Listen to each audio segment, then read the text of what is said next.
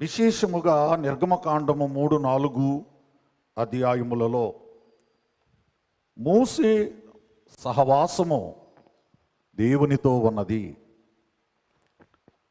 దేవునిని కనుగొనుట, దేవునితో మాటలాడుట, దేవునిని చూచుట, దేవుని యొక్క స్వరమును వినుట, ఇవన్నీ కూడా మోసే జీవితంలో దైవ సహవాసము కనబడినది.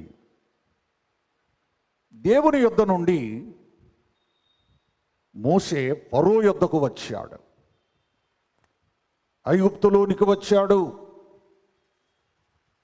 ఫరో యొద్దకు వెళ్ళడానికి ఆయత్తపడ్డాడు, సిద్ధపడ్డాడు. దేవుని బిడ్డ, దేవుడు నిన్ను వెళ్ళి ఒక ప్రధానమంత్రి గారిని కలుసుకో అని చెప్పాడు.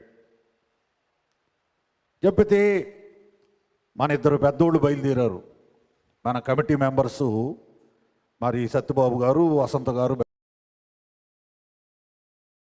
బయలుదేరి దేవుడు వెళ్ళమన్నాడు అని ప్రైమ్ మినిస్టర్ దగ్గరికి వెళ్ళారు. వెళ్ళనిస్తారా? మీరు చెప్పండి ఒకసారి. క్రైస్తవులు థింక్ చేయరండి. వెళ్ళనిస్తారా అని నేను అడుగుతున్నా. మరి ఆ రోజుల్లో, మోసే రోజుల్లో ఫరో అంటే ఎవరంటే ఇండియా ప్రైమ్ మినిస్టర్ లాంటివాడు కాదు, ఒక అమెరికా ప్రెసిడెంట్ లాంటివాడు. ఆ రోజుల్లో భూమి మీద, ప్రపంచంలో అత్యధికముగా అభివృద్ధి చెందినటువంటి దేశం ఏదైనా ఉందంటే అది ఐగుప్తు దేశము. అందుకే అబ్రహాము లోతులు విడిపోతూ ఉన్నప్పుడు ఆదికాండము 13వ అధ్యాయములో లోతు కన్నులెత్తి చూచినప్పుడు అది ఎలా కనబడిందంట? ఐగుప్తు దేశము వలెను, దేవుని తోట వలెను. అమ్మా, ఐగుప్తు దేశం అంటే ఏదో అక్కడ సంభవించిందని దాన్ని తక్కువగా అంచనా వేయొద్దు. ప్రపంచంలో అత్యధికమైనటువంటి జ్ఞానము మొట్టమొదట సంపాదించుకున్నటువంటి దేశము ఐగుప్తు దేశము. మొట్టమొదట అభివృద్ధి చెందిన దేశము ఐగుప్తు దేశము. సూపర్ పవర్ అంటారు. సూపర్ పవర్ అంటే ప్రపంచంలో ఒక్కొక్క టైంలో ఒక్కొక్కళ్ళు టాప్లో ఉంటారనమాట. ఆ కాలంలో ఐగుప్తీయులు ఉన్నారు, ఫరో గారు ఉన్నారు. అంత ప్రపంచంలో కరువు వస్తే ఐగుప్తు వాళ్ళందరికీ కూడా ఫుడ్ సప్లై చేయగలిగింది. ఇప్పుడు ప్రపంచానికి కరువు వస్తే ఏ దేశం సప్లై చేయగలదో నువ్వు చెప్పగలవా? నువ్వు ఎప్పుడన్నా ఊహించావా? ఊహించాలి. అప్పుడే బైబిల్లో మాటలు నీకు అర్థమవుతాయి. ఇప్పుడైతే ఏ దేశం కూడా సప్లై చేయలేదండి. చాలా మటుకు చైనా ఏమన్నా కొంత చేయగలదేమో కానీ ఇంకెవరు చేయలేరు. ప్రియులారా, అటువంటి బలమైన రాజును కలుసుకోవడానికి ఈయన బలముగా వెళ్ళాడు. గొర్రెల కాపరి. ఏ విధమైన వస్త్రధారణ ఉంటుంది, ఏ విధమైనటువంటి బట్టలు వేసుకుంటాడు? 40 ఏళ్ల నుండి నీ దగ్గర ఏ రకమైనటువంటి బట్టలు ఉన్నాయి? మరి రాజు దగ్గరికి వెళ్తున్నావు అంటే మంచి బట్టలు వేసుకోవాలి కదా. ఉన్నాయా నీకు?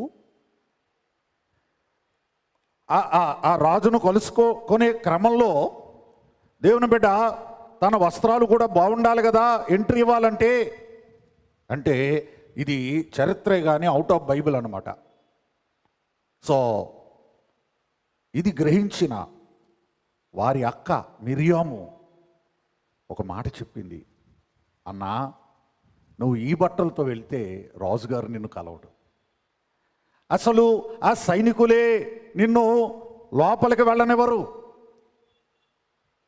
ఒకప్పుడు ఎవరో ఒక అతను వచ్చి కొంచెం బాగా మాసిపోయిన బట్టలతో, అది నేను పాస్టర్ గారిని కలవాలి అన్నా అంట.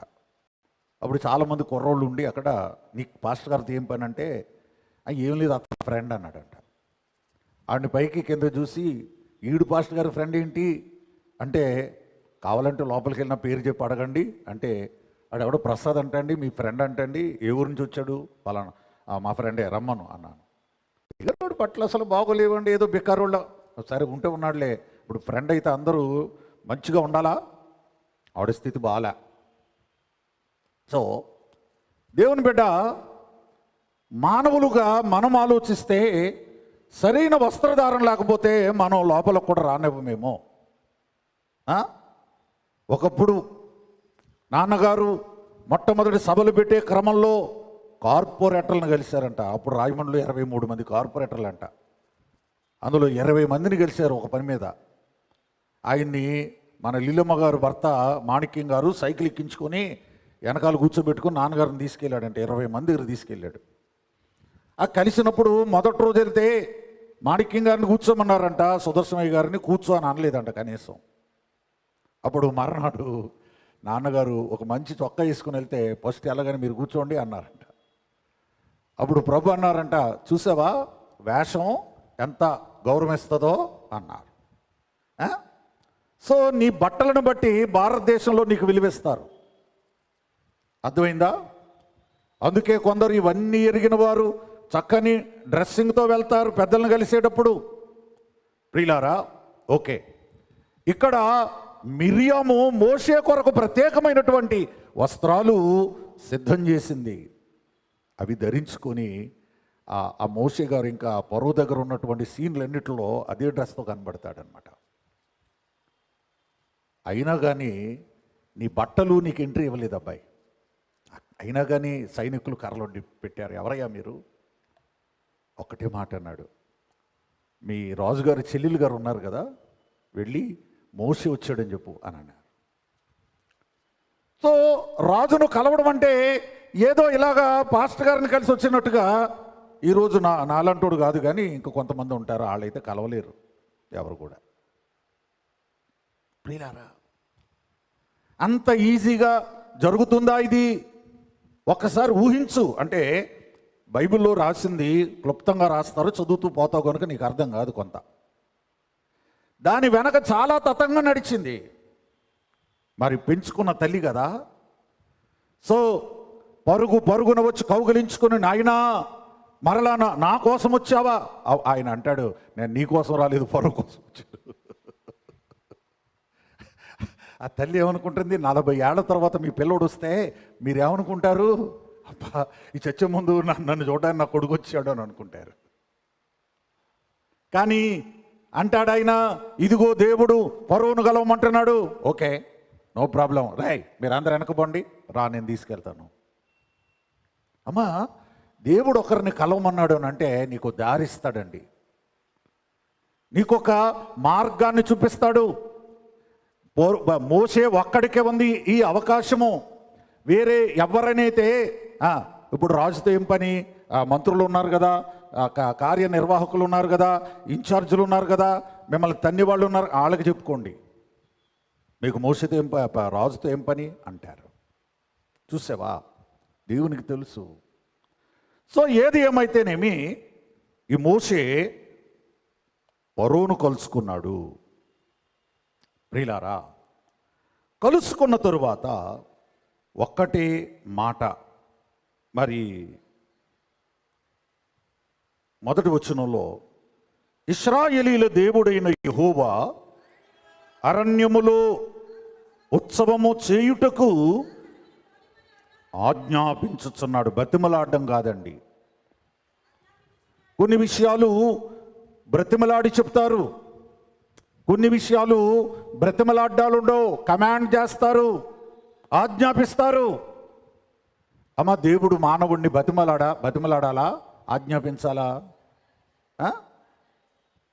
ఒక రాజు ఏమన్నా అప్పుడు ఇవన్నీ లేవు కనుక, కాలింగ్ బెల్లు ఇవన్నీ లేవు కనుక అంటే ఆ సౌండ్ ఇన్ రావాలి భటుడు, చిత్తం మహాప్రభు ఆజ్ఞ అంటాడు. తమరు ఏదైతే ఆజ్ఞిస్తారో సో మరి ఆజ్ఞాపిస్తున్నాడు దేవుడు. ఎందుకంటే ఆయన రాజులకు రాజు, ప్రభువులకు ప్రభువు. సరే, మరి ఉత్సవము చేయుటకు ఆజ్ఞాపించుచున్నాడు. పరు అంటున్నాడు, నేను అతని మాట విని పోనిచ్చుటకు యెహోవా ఎవడు? నేను యెహోవాను ఎరుగను, ఇశ్రాయేలీలను పోనీయను.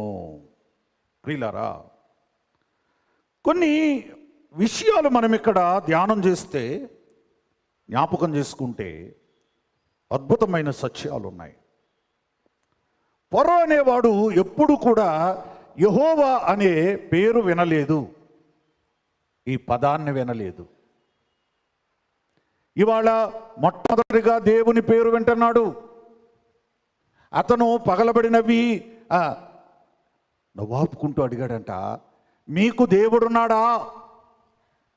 ఉంటే ఇంతకాలం మీ దేవుడు ఎక్కడున్నాడు? మీ దేవుడు ఎలా ఉన్నాడు? మీ దేవుడు ఏం చేస్తున్నాడు? అసలు మీకంటూ ఒక దేవుడు ఉన్నాడా? ఎంతకాలం ఏమనుకుంటున్నాడు? వారికి దేవుడు లేడు అనుకుంటున్నాడు. ప్రియులారా, దేవుడు లేడు అనుకునే అటువంటి వారందరూ కూడా ఎవరు తెలుసా అండి? బైబిల్ ప్రకారంగా బుద్ధిహీనులు. దేవుడు లేడని కీర్తనల గ్రంథంలో ఉంటుంది. బుద్ధిహీనులు తమ హృదయములో అనుకుందురు. నీ హృదయంలో ఎప్పుడైనా అసలు నిజంగా దేవుడు ఉన్నాడంటవా లేడంటవా, ఏదో ఇవన్నీ జరిగిపోతున్నాయి కానీ అని నీ హృదయంలో కానీ నువ్వు అనుకున్నట్టయితే నీ అంత బుద్ధిహీనుడు కానీ బుద్ధిహీనరాలు కానీ ఇంకెవరు ఉండరు. అది బైబిల్ చెప్తోంది. దేవుడు లేడని బుద్ధిహీనులు. అయితే వీడు దేవుణ్ణి నమ్ముతాడు. ఏ దేవుడు? ఐగుప్తు దేవుడు.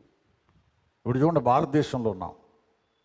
ఇక్కడ హిందువుల దేవుళ్ళు ఉన్నారు, ముస్లింల దేవుళ్ళు ఉన్నారు, సిక్కుల దేవుళ్ళు ఉన్నారు, మరి జైనుల దేవుళ్ళు ఉన్నారు, ఈ బౌద్ధ మతం వారికి సంబంధించిన వాళ్ళు ఉన్నారు, చాలా మతాలు ఉన్నాయి.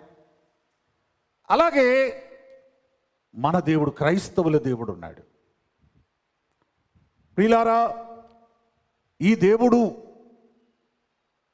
వారికి తెలీదు, చాలామందికి తెలీదు. మరి కొంతమంది దేవుళ్ళు పేర్లు చెప్తే మీకు తెలీదు. ఒక్కొక్క దేశంలో ఒక్కొక్క దేవుణ్ణి ఆరాధించుకునేటువంటి జనులు కూడా ఉంటారు. మనం త్వరగా ముందుకెళ్దాం. ఈ ఫరో అనేటువంటి వాని గురించి మనం ఒక వాక్యాన్ని చదువుదాం. మనం ఇశ్రాయేలులకు దేవుడు లేడు అని బలముగా నమ్మే వ్యక్తుల్లో వీడు మొదటివాడు. వీడేం చేశాడంటే, ఒకసారి యెహెజ్కేలు గ్రంథం 29వ అధ్యాయము 3వ వాక్యాన్ని చదువుదాం ఒకసారి మనం. ఐగుప్తు రాజైన ఫరో నైలు నదిలో పండుకొని ఉన్న 29వ అధ్యాయము 3వ వచనం నోట్ చేసుకో. ఎవడంట వీడు? ఐగుప్తు నదిలో పండుకొని ఉన్న పెద్ద క్రొకడైల్ అంట వీడు. కొంతమందికి పేర్లు పెడతారు కదా, మీరు కూడా ఎవరో ఒకరికి పేరు పెట్టే ఉంటారు. సో ఫరోకు దేవుడు ఏం పేరు పెట్టించాడంటే బైబిల్లో, వాడొక పెద్ద మొసలి అంట, వాడొక పెద్ద క్రొకడైల్ అన్నమాట. అమ్మా, మొసలిని మీరు చూసారో లేదో కానీ రియల్గా, లేకపోతే ఏ టీవీల్లో చూడొచ్చు, ఫోటోల్లో బొమ్మల్లో చూడొచ్చు, వీడియోల్లో చూడొచ్చు. మొసలికి ఏం కావాలి?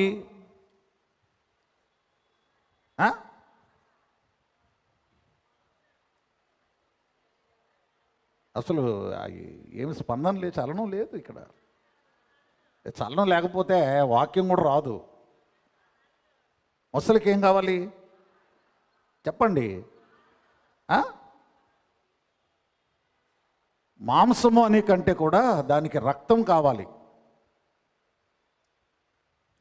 ఎటువంటి జంతువునైనా, బ్రతికి ఉన్నటువంటి జంతువులను, నీళ్లు తాగడానికి వచ్చినటువంటి జంతువులను, కొన్నిసార్లు సింహములను కూడా ఆ మొసలి లాగేస్తుంది. ఆ మొసలి ఎంత ఉంటుందో, ఒకసారి ఎద్దును లాగేస్తుంది, గేదెను లాగేస్తుంది. అది అంటే దాని నిండా రక్తం ఉంటుంది, దానికి రక్తం కావాలి. ఒట్టి మాంసముతో సరిపెట్టుకోదు. అందుచేత నైలు నదిని ఆక్రమించుకొని ఉన్నటువంటి ఒక పెద్ద ముసలి అట వీడు, ఒక ఓల్డ్ క్రొకడైల్ అట వీడు. ఆడికి రక్తం కావాలమ్మా. ఎవరి రక్తం కావాలి? ఇశ్రాయేలీయుల రక్తం కావాలి వాడికి. ఇశ్రాయేలీయుల పిల్లల్ని నైలు నదిలో పడేయండి, ముసళ్ళు తింటాయి. రోజు పిల్లల్ని పడేస్తుంటే దేవుని బిడ్డ ఆ పడిన వెంటనే ఆ పిల్లల్ని కొరుకుతుంటే ఆ పసి రక్తం, ఆ నదంతా కూడా రక్తము రక్తము రక్తం, ఎక్కడ చూసినా ఎరుపు కనబడతా ఉంది. సో ఈ ఇశ్రాయేలీల యొక్క రక్తాన్ని తాగుతున్న, మాంసాన్ని తింటున్నటువంటి ఒక ముసలిగా దేవుడు వీడిని వర్ణించాడనమాట. ఈ 29వ అధ్యాయంలో చాలా వచనాలు ఉంటాయి. ఒకసారి 29:2 చదవండి.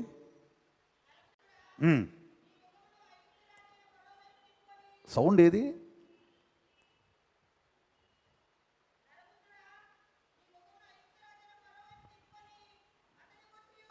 ఐగుప్తు దేశం అంతటిని గూర్చి ఈ సమాచారం ఎత్తి ప్రవచింపుము. దేవుని బిడ్డ, ఈ ఐగుప్తు రాజును గూర్చి దేవుడు అనేకమైనటువంటి సందర్భాలలో ఆయన వ్రాయిస్తాడు, ఆయన మాట్లాడతాడు. నీ ముఖాన్ని వాడి వైపు తిప్పు. వాడెవడు అంటే 3వ వచనంలో వాడెవడో చెప్పారు. సో వాడు ఒక ముసలి అని చెప్పారు. ప్రియులారా, మోషే గారు మరి ఫరోతో ఇంకొక మాట కూడా అన్నారు. మేము అరణ్యములోనికి 3 దినముల ప్రయాణము దూరము పోయి బలి అర్పించుదుము. ఒకవేళ అర్పించకపోతే అమ్మా, దేవుడు ఆయన మా మీద తెగులుతో అయినను ఖడ్గముతోనైనను పడునేమో. సో అంటే ఇదంతా కూడా ఏంటి? నేను పోనివ్వను, ఆ దేవుడు ఎవరో నాకు తెలియదు అని చెప్పినప్పటికీ కూడా సరేలైతేనే అని వీళ్ళు వెనక్కొచ్చేలా. జాగ్రత్తగా గమనించు, నీ జీవితంలో ఇవన్నీ నీకు సంభవించేవే. దేవుడు ఇక్కడ చెప్పిస్తున్నాడు. మోషే సరే దేవుడు తెలియదు అంటున్నాడు కదా, మరి వెళ్ళి దేవుడికి చెప్దాం, మరి బ్యాక్ వెళ్ళిపోదాం అనుకున్నాడా? మీరు చెప్పండి అమ్మా, ఇది నీ జీవితం కథ, ఇది ఏ జీవితమో అనుకోవద్దు నువ్వు. ఇది నీ కథ. ఇది ఏం చేశాడు మోషే? ఏం చేశాడు? మరి పోనివ్వను అన్నాడు, నాకు తెలియదు మీ దేవుడు ఎవరు అని అన్నాడు, నేను ఎప్పుడు వినలేదు అని అన్నాడు. అంటే విడిచిపెట్టేశాడా? విడిచిపెట్టేశాడా? సరే, విడిచిపెట్టలా. మంచిగా చెప్పారు. ఒక్క ప్రశ్న అడుగుతాను, మరేం చేశాడు? గట్టిగా చెప్పండి. మీకు అది అవగాహన ఉంటే మీకు వాక్యం అర్థమవుద్ది. ఏం చేస్తున్నాడు మోషే? కొంచెం గట్టిగా చెప్పండి. ఏం చేస్తున్నాడు? ప్రార్థన చేస్తున్నాడా? మరో కాళ్ళ మీద పట్టుకో బాబు బాబు బాబు అని అంటున్నాడా? ఏం చేస్తున్నాడు? నీకేమర్థమైందో చెప్పు. ఇన్ని సంవత్సరాలు నేను చెట్టినావు కదా, ఏం చేస్తున్నాడు? బళ్ళు ఇన్నిసార్లు అడగరు, ఒకటి వేస్తారు అంతే. ఏం చేస్తున్నాడు చెప్పండి, మగోళ్ళు చెప్పండి. ఏం చేస్తున్నాడు మోషే గారు? మీకు ఇది తెలుసు కదా, చదివారు కదా. ఏం చేస్తున్నాడు? పోరాటము చేస్తున్నాడు. రాసి పెట్టుకో. ఏం చేస్తున్నాడు? కొన్నిసార్లు నువ్వు పోరాటం చేయాల. పోరాటము చేయకపోతే కార్యములు జరగవు. క్రైస్తవులు పోరాటము చేయొచ్చా అని కొంతమంది పనికిమాలినోళ్ళు మాట్లాడుతూ ఉంటారు. చేయొచ్చో లేదో నేను ఇప్పుడు బైబిల్లో నుంచి చూపిస్తాను. దేవుడు చేయమన్నాడా వద్దన్నాడా అనేది బైబిల్లో ఉండి మనం చూద్దాం. కొన్నిసార్లు పోరాటము చేయాలి. ఎఫెసీ పత్రిక 6వ అధ్యాయమునందు 12వ వచనములో దేవుడు ఏమంటున్నాడంటే, ఏలయనగా మనము పోరాడునది శరీరము ఉన్న వారితో కాదు గాని ప్రధానులతోనూ అధికారులతోనూ అంధకార సంబంధులకు లోకనాథులతోనూ ఆకాశ మండలమందున దురాత్మల సమూహములతోనూ పోరాడుచున్నాము. ఎవరితో పోరాడుతున్నాం మనం? పౌలు గారు అంటాడు, మనం పోరాడుతున్నాము. మన జీవితంలో ఒక పోరాటం ఉంది. మోషేకు ఫరోకు పోరాటము, ఇశ్రాయేలుకు ఫరోకు పోరాటము. ప్రియులారా, పోరాటము లేకుండా విడుదల కలిగిందా? లేదు. లేదు. క్రైస్తవ జీవితంలో పోరాటములు ఉన్నవి. క్రైస్తవ కుటుంబాలలో పోరాటాలు ఉన్నాయి. పోరాటం అంటే మనుష్యులతో కాదు, శత్రువుతో పోరాటము, సాతానుతో పోరాటము, వ్యాధులతో పోరాటము, శ్రమలతో పోరాటము, అంధకార సంబంధులతో పోరాటం, అధికారులతో కూడా పోరాటం ఉంది మనకు. పోరాటము. దేవుని బిడ్డ, క్రైస్తవ జీవితం అంటే ఏదో ముసుగులేసుకొని తెల్లబట్టలు కట్టుకొని ఏదో గుళ్ళకెళ్ళి సైలెంట్గా వచ్చేస్తారు వాళ్ళు క్రైస్తవులు అని నువ్వు అనుకుంటే బైబిల్ మాత్రం అలా చెప్పట్లా. క్రైస్తవ జీవితము పోరాట జీవితము. అర్థమైందా? నీ జీవితంలో పోరాటాలు ఉన్నాయా? ఎప్పుడైనా పోరాడావా? ఆ పోరాటము దేవుని పక్షముగా నిలిచి పోరాడాలి. దేవుని కొరకు నువ్వు పోరాడాలి. ఆత్మల కొరకు నువ్వు పోరాడాలి. ఇతరుల రక్షణ కొరకు నువ్వు పోరాడాలి. విడుదల కొరకు పోరాడాలి. నీ ఇంటి వారి కొరకు నువ్వు పోరాడాలి. దేవుని బిడ్డ, క్రైస్తవ జీవితము భక్తి సంబంధమైన పోరాటము. పురుషోత్తం చౌదరి గారు ఒక పాట రాశారు. అందులో ఒక మాట ఉంటుంది, నేను మాటే చెప్తాను. పలు విధములగు సంధింబుల వలన పోరాటముల చేనే నలసి నీటు నటు గోట్టబడి దుర్బలుడనై గాయముల.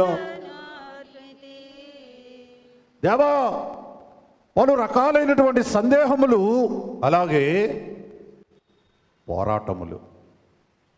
ఇశ్రాయేలు చూడండి, ఇప్పుడు కూడా పోరాడుతున్నారు. దేశాలతో పోరాడుతున్నారు. వారి బతుకంతా పోరాటమే. ఇశ్రాయేలు అంటారు కదా. ఇశ్రాయేలు గురించి మీకు ఏం తెలుసు? ఏం తెలుసు? చాలా తక్కువ తెలుసు. ఇశ్రాయేలు అంటారు పైకి, అంతే. నువ్వేం తెలుసుకో ఇశ్రాయేలు గురించి? అమ్మా, వారికి స్వాతంత్రము వచ్చిన 24 గంటల్లో స్వాతంత్రం వచ్చింది అని సంబరాలు చేసుకుంటారు కదా. ఆ సంబరాలు ఇంకా పూర్తవలేదు, అంతే యుద్ధం వచ్చింది. 3 దేశాలు ఇశ్రాయేల్ని తుక్కు కింద కొట్టేద్దామని చెప్పి 1948లో 3 దేశాలు, ఐగుప్తు ఉంది అందులో, జోర్డాన్ ఉంది అందులో, అలాగే ఈ సిరియా, వీళ్ళందరూ ఆ దేశం పాలస్తీనాకి ఇచ్చి అలా వీళ్ళకి ఇవ్వకూడదు అని చెప్పి మరి యుద్ధం మొదలుపెట్టారు. కొత్తగా అప్పుడే అక్కడ నుండి వచ్చి సెటిల్ అయ్యారు వాళ్ళు. వాళ్ళు అనుకున్నారు, మన దగ్గర అన్ని పవర్స్ ఉన్నాయి, మన దగ్గర విమానాలు ఉన్నాయి, బాంబులు ఉన్నాయి, ట్యాంకులు ఉన్నాయి, అయ్యి ఉన్న సైనికులు ఉన్నారు. ఇశ్రాయేలు దగ్గర ఏముంది? ఇప్పుడు ఏమీ లేదు. కనుక అది స్వాతంత్రం వచ్చిన 24 గంటల్లో. కానీ ఆ యుద్ధం దేవుడు చేశాడు. చరిత్రలో దాన్ని 6 రోజుల్లో యుద్ధాన్ని ఫినిష్ చేశారు. ఐగుప్తుడు అన్నాడు, మేము ఇంక చెయ్యి వెళ్ళిపోతున్నాం అన్నాడు. యోర్ధానుడు అన్నాడు, వీళ్ళు సగం యోర్ధాన్ని కొట్టేశారు. వీళ్ళు మంచి మనసుతో విధులు పెట్టారు. మళ్ళా వాళ్ళ దేశాన్ని, వాళ్ళ భూభాగాన్ని వాళ్ళకి ఇచ్చారు. 6 రోజుల్లో గెలిచారు ఇశ్రాయేలు. దాని చరిత్రలో ఏమంటారు తెలుసా? 6 డే వార్ అంటారు. నువ్వు నెట్లో కొట్టు, ఇంటర్నెట్లో కొట్టు, గూగుల్లో కొట్టు. 6 డే వార్. 6 రోజులు చేశారు. వాళ్ళ జీవితం అంతా యుద్ధాలే, వాళ్ళ జీవితం అంతా పోరాటమే. దేవుని బిడ్డ, ఇన్ని యుద్ధాలు చూసిన దేశం లేదు, ఎంత పోరాడిన దేశం లేదు. దినము కూడా పోరాటమే. ఇంకో సంగతి చెప్పనా మీకు? ఇశ్రాయేలు ప్రైమ్ మినిస్టర్ గారు అబ్బాయి నిరుడు ఆ బ్యాగు, డ్రెస్సు అన్నీ వేసుకొని, హెల్మెట్ పెట్టుకొని, గన్న తగిలించుకొని యుద్ధానికి వెళ్తుంటే వాళ్ళ నాన్న సెకండ్ ఇచ్చి పంపిస్తున్నాడు. ఇండియాలో కార్పొరేటర్ కొడుకు కూడా యుద్ధానికి వెళ్ళడేమో. ఇక్కడ కార్పొరేటర్, ప్రైమ్ మినిస్టర్, ప్రెసిడెంట్ కాదు. ఎరా మీ అబ్బాయిని ఏమైనా యుద్ధాన్ని పంపిస్తావు, పాకిస్తాన్ యుద్ధాన్ని అవి మా ఓడి వెళ్ళండి. అక్కడ దేశ ప్రధాని యొక్క కుమారుడు యుద్ధం చేయడానికి వెళ్తున్నాడు. మరి చచ్చిపోతాడు దేశం కోసం. అది పోరాటం అంటే. అమ్మా, అంటే మన బిడ్డలు భౌతికమైన యుద్ధం చేయనవసరం లేదు, కానీ ఒక పోరాటం పోరాడాలండి. పౌలు గారు ఏమంటారు తెలుసా? మంచి పోరాటము. ఎవడని చచ్చిపోతే మాత్రం ప్రతి ఓడు లేచిపోయి మంచి ఈడేం పోరాడాడు అని మీరు అడగండి. బాబు నువ్వు ఎప్పుడన్నా పోరాడావు దేంతోనన్నా అంటే మనం లేదండి, ఆ చచ్చిపోయినాడు పోరాడాడండి. కబుర్లు చెప్పడానికి పనిచేస్తాం మనం, చాలా పెద్ద పాఠం ఉంది. దేవుని బిడ్డ, దేవుడు పోరాట మార్గమును చూపించాడు మోషేకు. వదలొద్దు, కాంప్రమైజ్ అవ్వద్దు, రాజీ పడద్దు, ఎంతో కొంత అని సంతృప్తి పడద్దు, పోరాడు, నా పక్షంగా పోరాడు, నేనున్నాను నీకు. దేవుని బిడ్డ, ఎటువంటి వానితో ఈయన పోరాడుతున్నాడు? మరి పోరాట మార్గం ఎన్నుకున్నాడు కదా. ఇక్కడ ఫరో అనేటువంటి వాడు గత రాత్రి నేను గుర్తు చేసినట్టు ఇశ్రాయేలీలను కొన్ని కార్యాలు చేసే వారికి చేశాడు. నెంబర్ 1 ఏంటంటే దేవుడు లేని జనులుగా మార్చేశాడు. ఏమంటున్నాడంటే మీకు దేవుడు లేడు, మీకు ఏ దేవుడు లేడు, సో మాకు దేవుళ్ళు ఉన్నారు, మాకు పండుగలు ఉన్నాయి, కాబట్టి ఇశ్రాయేలుకి ఏమి లేదనంటే వాళ్ళకి సెలవులు లేవన్నమాట. పండుగలు ఉంటే ఏమొస్తాయి? మీలో గవర్నమెంట్ ఉద్యోగాలు చేసేవాళ్ళు ఉంటే అప్పుడు ఆ ఆశ పెరుగుద్ది అనమాట. సెలవులు ఇప్పుడు వస్తాయా, ఓ రోజు సెలవు వస్తుంది అంటే దానికి ఎన్ని ప్లాన్లు వేసుకుంటారు వాళ్ళు. రోజు సెలవు ఉండే వాళ్ళకి ఇదేమీ పట్టదు. ఓకే, సో పండుగలు ఉంటే సెలవులు ఉంటాయి. ఈ భూమి మీద ఒక దేశం ఉంది, ఆ దేశంలో సంవత్సరానికి 2 సెలవులు ఇస్తారు. ఎన్నమ్మా? సంవత్సరానికి 2 సెలవులు ఇస్తారు. పెద్ద దేశమే. ఒకటేమో వాళ్ళకి స్వాతంత్రం వచ్చిన రోజున ఇస్తారు, ఇంకొకటేమో కొత్త సంవత్సరం రోజున ఇస్తారు. అంతే. ఎందుకంటే వాళ్ళకి పండగలు లేవు. మీరు ఇండియాలాగా ప్రతి దేశంలో ఇన్నేసి సెలవులు ఉంటాయని అనుకుంటున్నారేమో, ఉండవు. దేవుని బిడ్డ, ఇవాళ అమెరికా స్వాతంత్రం అనుకుంటాను నిన్నో ఇవాళ, వాళ్ళకు కూడా సెలవులు చాలా తక్కువ. ఇన్నేసి పండుగలు ఉండవు క్రైస్తవ దేశాల్లో. ఎందుకంటే అంతమంది దేవుళ్ళు లేరు. ఆ ప్రభువారి జన్మదినమైనటువంటి క్రిస్మస్కు, లేకపోతే ఈస్టర్, గుడ్ ఫ్రైడేకి, అలాంటి వాటికి ఉంటాయి సెలవులు. మరి ఇంక దేనికి ఇస్తారు వాళ్ళు? సో ఈ ఫరో అనేటువంటి వాడు మీకు దేవుడు లేడు కనుక మీకు పండగలు లేవు, మీకు సెలవులు లేవు, దేవుడు పేరు ఎత్తకుండా అడ్డుకున్నాడు. రెండవదిగా ఆరాధన లేదు. ఆరాధన అంటే పూర్వకాలము బలి, వారి యొక్క పితరులు దేవునికి బలి వేసిన వారే కానీ వీరిలో కొన్ని వందల సంవత్సరాలుగా ఎవరు కూడా దేవునికి బలులు వేయడం లేదు, దేవుని ఆరాధించడం లేదు. ప్రియులారా, ఆరాధన లేకపోతే ఆశీర్వాదం లేదు. దేవుని మన అందరం కూడా ఆరాధించాలి. నీ జీవితంలో నీకు ముఖ్యమైనటువంటి పని ఏంటంటే ఆరాధించడం. చాలామంది అనుకుంటారు ఆరాధన అంటే వాక్యం టైంకి వెళ్తే సరిపోద్ది అనుకుంటారు. అది కాదమ్మా, ఆరాధించాలి. ఆరాధన లేని ప్రజలుగా మార్చివేశాడు. మూడోది ఆధ్యాత్మిక స్వేచ్ఛ లేదు. దేవుడే లేనప్పుడు ఇంకా ఆధ్యాత్మికంగా వారికి ఆలోచన లేకుండా చేశాడు. అంటే పొరపాటున ప్రార్థన చేసుకోవడానికి టైం లేదన్నమాట వాళ్ళకి.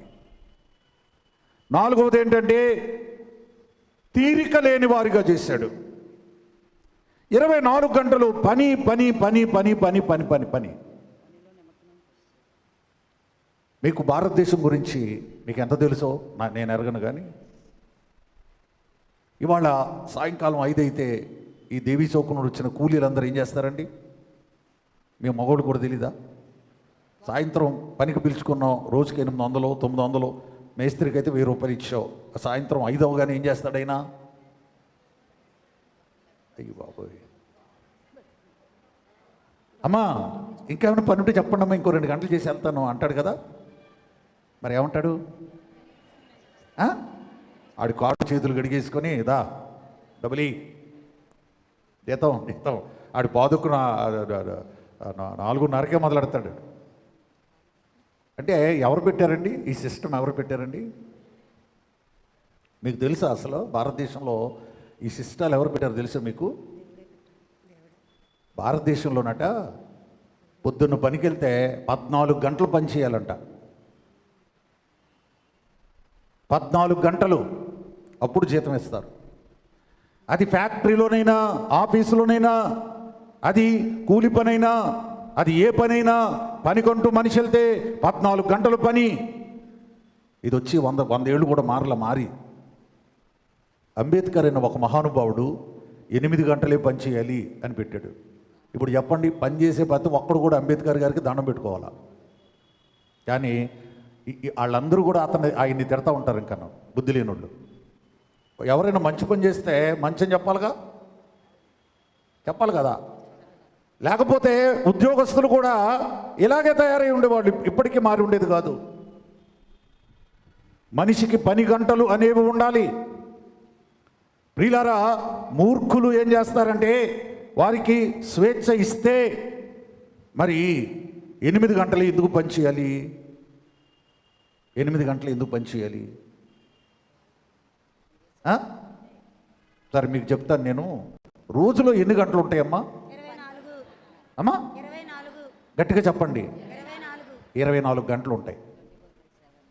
మీరు వాక్యం ప్రకారంగా కానివ్వండి, శరీర ధర్మం ప్రకారంగా కానివ్వండి, దేవుడు 24 గంటలు పెట్టాడు. 3 భాగములు చేశాడు. తండ్రి, కుమార, పరిశుద్ధాత్మ ఎలా ఉంటారో సమయాన్ని కూడా 3 8 24 గంటలు చేశారు. కొన్ని చోట్ల షిఫ్ట్ డ్యూటీలు ఉంటాయి. 8 గంటలు 8 గంటలు 8 గంటలు. సరే, ఇప్పుడు మన 8 ఏంటో నేను చెప్తాను మీకు. మొదటి 8 గంటలు పని చేయవలెను. మానవుడు జీవనోపాధి కొరకు ఖచ్చితంగా పని చేయాల. ఎన్ని గంటలు? 8 గంటలు పని చేయాలి. తరువాత చివరి 8 గంటలు పండుకొనవలెను.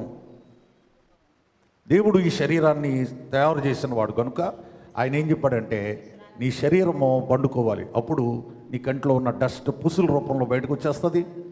కొన్ని మలినాలు విసర్జింపబడతాయి. శరీరానికి 8 గంటల నిద్ర కావాలి, అంతేగాని 14 గంటల నిద్ర కాదు.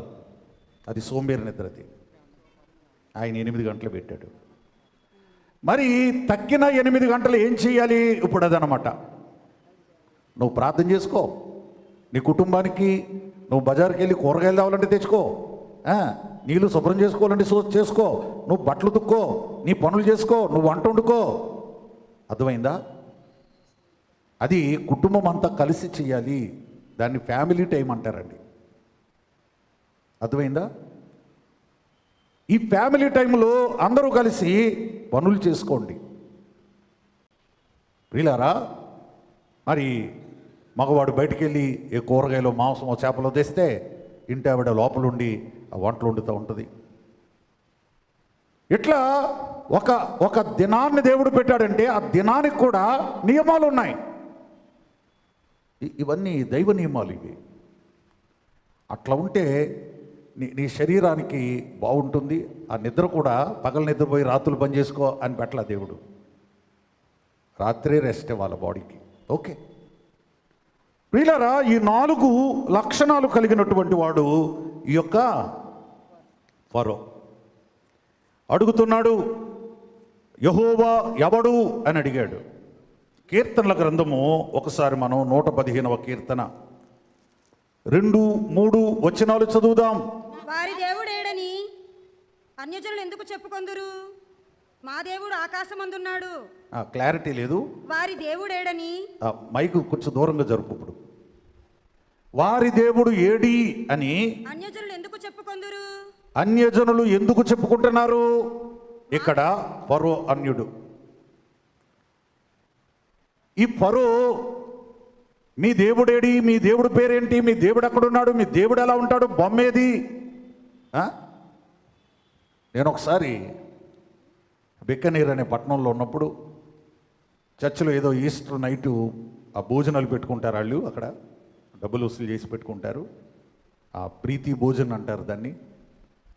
నేను నా పక్కింటి వాళ్ళని, నా క్లోజు, ఆ ఫ్యామిలీని ఆహ్వానించాను. సరే మీకు కూడా నేను డబ్బులు కట్టాను, రండి, అసలు చర్చికి రండి అని అలా తీసుకెళ్ళా. అక్కడికి వెళ్ళిన తర్వాత సో చర్చ్ బయట గ్రౌండ్లో భోజనం స్టార్ట్ అయింది. ప్రార్థన ఏమి ఉండదు, ఓన్లీ విందు చేసి వచ్చేయటమే చర్చ్ భోజనాలు. సో నాతో వచ్చిన నా ఫ్రెండ్ కూతురు ఒకసారి చర్చి చూసి వస్తాను అని చెప్పి లోపలికి వెళ్ళి బయటకు వచ్చి నన్ను అడుగుతుంది, అంకుల్ జీసస్ దేవుడు ఎక్కడ కనబడడం లేదేంటి అని అడిగింది.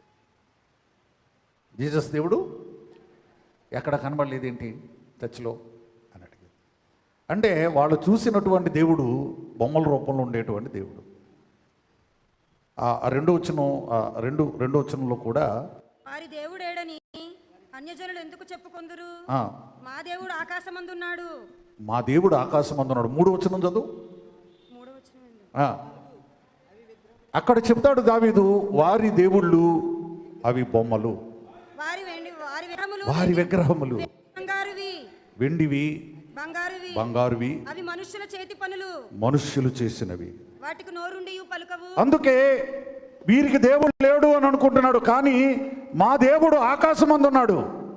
ఆయన బొమ్మల రూపంలో లేడు, ఆయన విగ్రహాల రూపంలో లేడు, ఆయన ఒక ఆకార రూపంలో కనబడడు. ప్రియులారా, ఇంకా మనం ముందుకు చూస్తే మరి ప్రశ్నలు అన్నమాట. ప్రశ్నలు 1 కొరింథీ పత్రిక 15వ అధ్యాయము 34వ వాక్యాన్ని మనం చదువుదాం. ఇక్కడ ఏమంటారంటే, దేవుని గూర్చిన జ్ఞానము కొందరికి లేదు.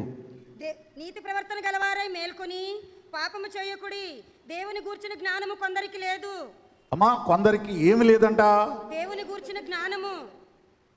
వాళ్ళకి డబ్బులు గూర్చిన జ్ఞానం ఉండొచ్చు, వారికి ఆ సైన్సో లేకపోతే డాక్టర్ జ్ఞానమో, ఇంజనీరింగ్ జ్ఞానమో, శాస్త్రవేత్తల జ్ఞానమో, వారి వారి వృత్తి జ్ఞానమో ఏదోటి వాళ్ళకు ఉండొచ్చు. కానీ దేవుని గూర్చిన జ్ఞానము కొందరికి లేదు, బుద్ధిగా లేదు. ఇంకో చోట అంటారన్నమాట, కొంచెమైనా లేదు. ఈ ఫరో అనేటువంటి వాడు ఎంత గొప్ప రాజైనప్పటికీ కూడా వాడికి ఏం తెలియదేనంటే దేవుని గూర్చినటువంటి జ్ఞానం లేదు. దేవుని బిడ్డ, అందుకే మీకు దేవుడు ఉన్నాడా? మీరు దేవుణ్ణి కలిగి ఉన్నారా? అంటే ఒక ఎటకారం ఏంటంటే, మరి మీకు దేవుడు ఉంటే మీ పిల్లల్ని నేను నదిలో పడేసినప్పుడు మీ దేవుడు ఏం చేశాడు? మిమ్మల్ని బాగా నడ్డి విరగొడతంటే మీ దేవుడు ఏం చేశాడు? ఇప్పుడు ఇంకా ఎక్కువ విరగొడతాను, అప్పుడు ఏం చేస్తాడో చూద్దాం. మీ దేవుడు ఉంటే రమ్మను, మీ దేవుడు ఉంటే కనబడమను, మీ దేవుడు ఉంటే ఏమన్నా చేయమను అనే ఒక మూర్ఖత్వం అన్నమాట. వీడికి 4 లక్షణాలు ఉన్నాయి. ఒకటి ఏంటంటే దేవుని ఎరుగని వాడు. ప్రియులారా, మరి రెండోది ఏంటంటే, అయ్యా మాకు దేవుడు ఉన్నాడు, ఇలా అరణ్యంలోకి వెళ్ళమన్నాడంటే, అలాగండి, మీ దేవుడి పేరు ఏంటండి? మీ దేవుడు ఎలా ఉంటాడండి? ఎక్కడ ఉంటాడండి? అంటే వీడికి తెలుసుకోవాలి అనేటువంటి, చెప్పండి, జ్ఞానం లేదు. ఢిల్లీలో మేమున్న టైంలో ఒక అద్భుతమైన గుడి కట్టారు. దాన్ని లోటస్ టెంపుల్ అంటారు. Lotus temple. మా పాస్టర్ని బండి మీద తీసుకెళ్ళాను నేను. సిటీకి చాలా దూరంలో కొన్ని ఎకరాలలో విశాలమైనటువంటి దేవాలయం అది. చాలా వేల సంఖ్యలో ప్రజలు వచ్చి వెళ్తూ ఉంటారు. దాని పేరు లోటస్ టెంపుల్. కలవపు ఆకారంలో ఉంటుంది. ప్రపంచంలో ఇప్పుడు కొన్ని ఉన్నాయి అలాంటివి, ఒక 5-6 ఉంటాయి. అందులో ఒకటి సిడ్నీలో ఉంటుంది, ఒకటేమో ఇస్రాయేల్ దేశంలో ఒకటి ఉంది. సో బహాయి గార్డెన్స్ అని మిమ్మల్ని తీసుకెళ్తాను నేను. హైఫా సిటీలో ఉంటుంది ఆ బహాయి గార్డెన్స్. అది కూడా వాళ్ళ టెంపులే. అది ఆ గుడిలో దేవుడు ఎవరయ్యా అంటే నాకు తెలీదు. ఎందుకంటే అద్భుతమైన భవనం, బిల్డింగు. అక్కడ ఆ అద్దాలతో గోడలు కట్టారు. లోపలికి వెళ్ళి ప్రశాంతంగా ఉంటుంది. సౌండ్ చేయకూడదు, అసలు మాట్లాడకూడదు, ఏమీ చేయకూడదు. పాస్టర్ ఉండు, పూజారి ఉండు, ఎవడు ఉండడు, ఏముండవు. కానీ ఎవడికి నచ్చిన దేవుడిని ఆవిడ ప్రార్థన చేసుకుని వెళ్ళిపోవాలంతే. అర్థమైందా? మేము 89లో వెళ్ళాం, మా పాస్టర్ని తీసుకుని వెళ్ళాను నేను పెళ్ళైన తర్వాత. సో చాలా ప్రశాంతంగా ఉంటుంది. చెప్పులు కూడా వేసుకుని వెళ్ళినవారు. మనం వెళ్ళేటప్పుడు చెప్పులు ఇచ్చేస్తే ఓ టోకెన్ ఇస్తారు, మళ్ళీ వచ్చేటప్పుడు ఆ పక్కకు వస్తాయి చెప్పులు, ఆ టోకెన్ ఇస్తే మళ్ళీ వస్తాయి. అట్లా వాలంటరీ సర్వీస్ చేస్తారనమాట. ఏంటంటే ఇంత నిష్ఠగా, ఇంత గార్డెన్, బ్యూటిఫుల్ పరిసరాలు, అద్భుతమైన నిర్మాణం, కట్టడం. తప్పకుండా తాజ్మహల్ కాదు, అలాంటి చూడాలి. తీరా మరి అక్కడ దేవుడు ఎవరు? ఎవడో ఉండాలి కదా, దేవుడు ఉన్నాడు. నేను పేరు చెప్తాను, మీకు తెలుస్తాడా ఆ దేవుడు? తెలీదాక నాకు తెలీదు. సో వాళ్ళ పుస్తకాలు ఒకటి తీసి నేను చదువుతూ ఉంటే కొంచెం అర్థమవుతుంది. నేను మా పాస్టర్తో అన్నాను, వీళ్ళకు దేవుడు ఉన్నాడు ఇక్కడ, ఇదిగో ఈ బుక్లో కొంచెం నాకు అర్థమవుతుంది, కానీ మనం ఎంతసేపు కూర్చుంటాం ఇక్కడ. సో తర్వాత ఎప్పుడైనా తెలుసుకుందాం అంటే ఇంటికి వస్తే ఆ బుక్ కనబడుతుంది నాకు. ఎక్కడిది అంటే నేనే లేపుకొచ్చాను, నువ్వు చదువుతావు కదా. పర్వాలేదు అలాంటి వాడి గురించి తెలుసుకోవడానికి. వాడి పేరు బహావుల్లా అండి, బహావుల్లా. అందుకే వారిని ఏమంటారంటే బహాయీస్ అంటారు, బహాయీస్. అర్థమైందా? నీకెన్ని దేవుళ్ళు తెలుసు? సో ఈ దేశంలో ఉన్నాడా అంటే ఉంది. అది సిక్కుల దేవుడు గురునానక్, ఇది పంజాబ్ వెళ్ళిన వాళ్ళకి తెలుస్తుంది, బయట ఉన్న ఆంధ్ర వాళ్ళకి తెలీదు. ప్రియులారా, అందరికీ అన్ని తెలియాల్సిన అవసరం లేదు, కానీ తెలుసుకోవచ్చు. ఈ ఫరో అనేవాడు అంత గొప్ప రాజు కదా ప్రపంచంలో. నువ్వు ఇతరుల దేవుడి గురించి నీకు చెప్పినప్పుడన్నా మీ దేవుడు ఎలా ఉంటాడు, ఏంటి హిస్టరీ ఏంటి అడగాలి కదా. ఈ ఫరో కట దేవుని గూర్చి తెలుసుకోవాలను అనే కోరిక లేదంట. మూడవ అంశం ఏంటంటే 2 కొరింథీ పత్రిక 4వ అధ్యాయము 4వ వచనంలో దేవుని స్వరూపి అయ్యున్న క్రీస్తు మహిమను కనపరుచు ఒక్క మాట పౌలు గారు ఏం చెప్తారంటే, ఈ యుగ సంబంధమైన దేవత అవిశ్వాసులైన వారి మనోనేత్రములకు, వారి కనులకు గుడ్డితనము కలుగజేసెను. ఏం చేశారంట? కొంతమంది ఆధ్యాత్మిక గుడ్డోళ్ళు ఉంటారు, వాళ్ళకి ఎంత చెప్పినా అర్థం కాదు, ఎంత వివరించినా అర్థం కాదు, ఎంత ఎక్స్ప్లెయిన్ చేసినా వారికి అర్థం కాదు. అంటే ఈ ఫరో యుగ సంబంధమైనటువంటి దేవత చేత గుడ్డితనము కల్పించబడినటువంటి వాడు. నిర్గమ 7:14 ప్రకారము వీడు కఠినుడు. సో ఫరో హృదయం కఠినమైంది, ఆటోమేటిక్గా కఠినమైంది. అందుచేత ఇశ్రాయేలీయుల దేవుణ్ణి గూర్చినటువంటి జ్ఞానము లేనటువంటి వాడు.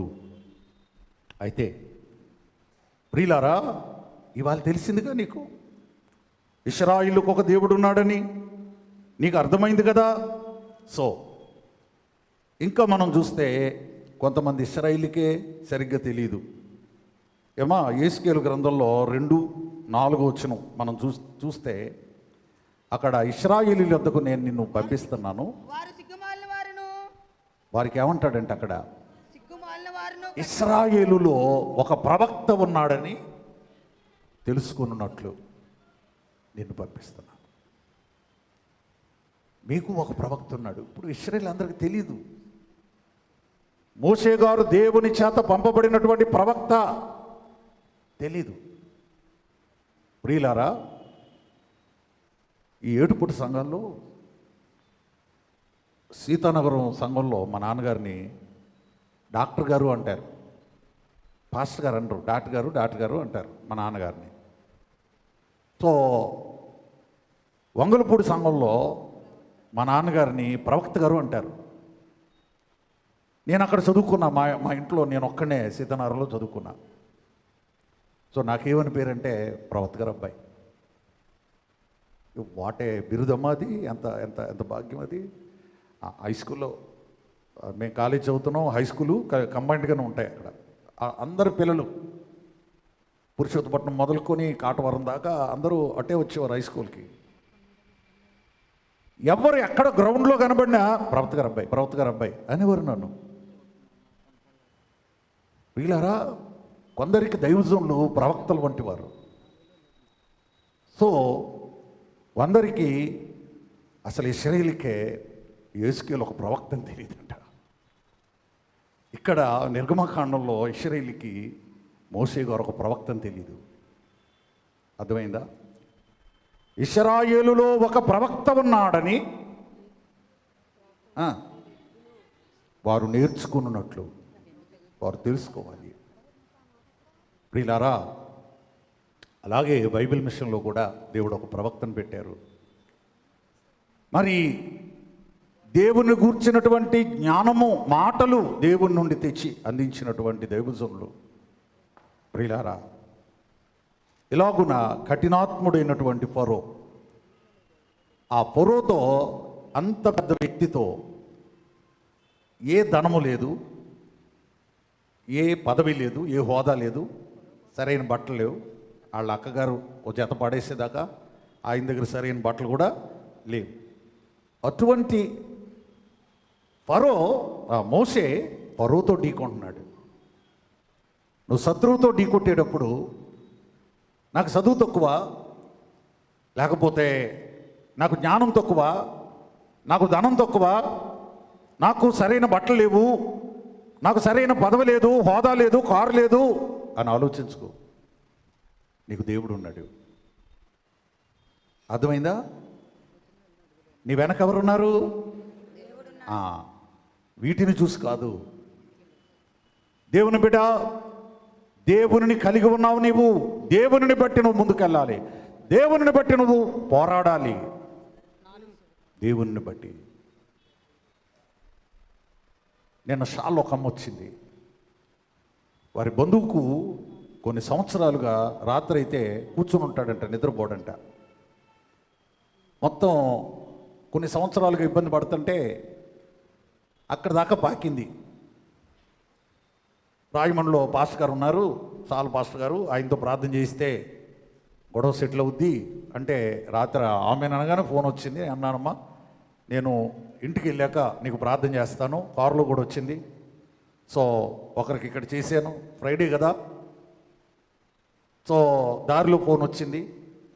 వాళ్ళు ఎక్కడుంటారంటే బిలాయిలో ఉంటారు. బిలాయ్, మీకు బిలాయ్ తెలుసా?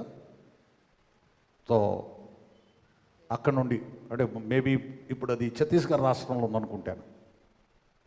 నేను ఈ రాత్రి నేను ప్రార్థన చేస్తున్నాను కదా, ఇవాళ రాత్రి రేపు రాత్రి నువ్వు గమనించు మీ ఆయన్ని. సండే ఈవినింగ్ 7 తర్వాత నాకు మళ్ళీ ఫోన్ చేయి. ఈ 2 రోజులు ఏం జరిగిందో నువ్వు చెప్పాలా. నెక్స్ట్ వీక్ దాకా ఇవ్వలే నేను టైము. 2 days ఇచ్చాను నేను. పిల్లరా, అంత దూరం నుండి వారు ఆతృతతో, ఆరాటంతో వారు ఫోన్ చేశారు.